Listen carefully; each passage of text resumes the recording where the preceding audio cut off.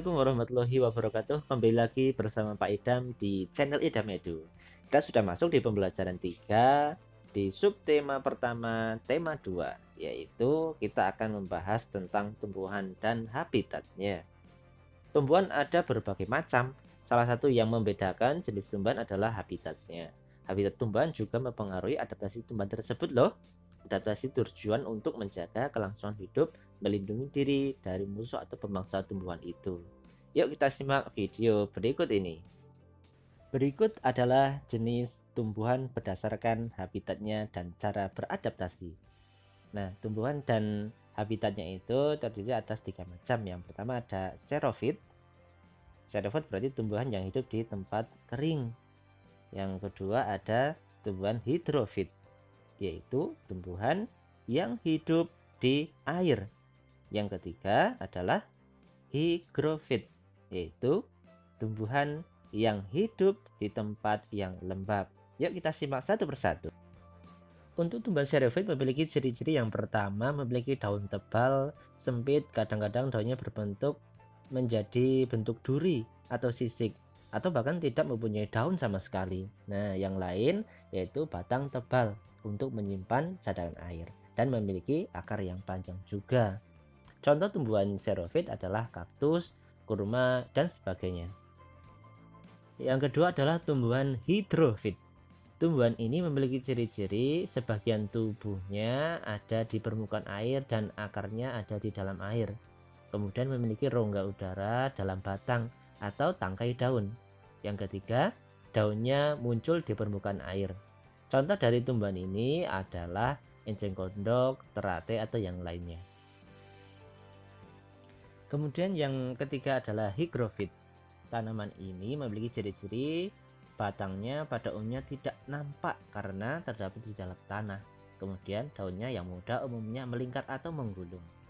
Contoh tanaman ini adalah antara lain talas, paku, lumut, dan sebagainya. Nah, contohnya itu. Kemudian setiap jenis tumbuhan memiliki lingkungan hidup atau habitatnya masing-masing. Habitat yang berbeda-beda tentunya menyebabkan cara adaptasi tumbuhan juga berbeda-beda. Nah, kita bahas satu persatu yuk contoh dari adaptasi tumbuhan. Yang pertama adalah tanaman kedongdong. Menyesuaikan diri atau beradaptasi terhadap lingkungannya dengan cara meranggas, yaitu penyusunan tumbuhan pada saat kekurangan air, daunnya akan rontok atau menggugurkan diri. Daun akan kembali bersemi ketika musim penghujan tiba. Contoh lain adalah seperti pohon jati, randu, atau mahoni. Nah, kemudian ada tanaman bakau. Bakau ini adalah tanaman yang hidup di wilayah pesisir laut yang berkadar garam tinggi. Adaptasi tanaman ini yaitu memiliki akar nafas yang tinggi dan kuat, kemudian memiliki kulit yang keras, dan memiliki daun yang beradaptasi mengurangi penguapan. Selanjutnya ada bambu. Apabila diperhatikan, bentuk pohon bambu lurus ya, tinggi, tidak terbagi oleh ranting. Saat menyentuhnya, tangan akan terasa gatal. Nah, hal ini karena bambu memiliki rambut-rambut halus yang disebut dengan glugut kalau orang Jawa bilang. Glugut dapat menyebabkan gatal-gatal jika mengenai kulit. Glugut ini berfungsi untuk melindungi tunas bambu sehingga dapat tumbuh menjadi bambu tua. Selanjutnya adalah pohon kurma. Pohon ini tumbuh di daerah yang panas.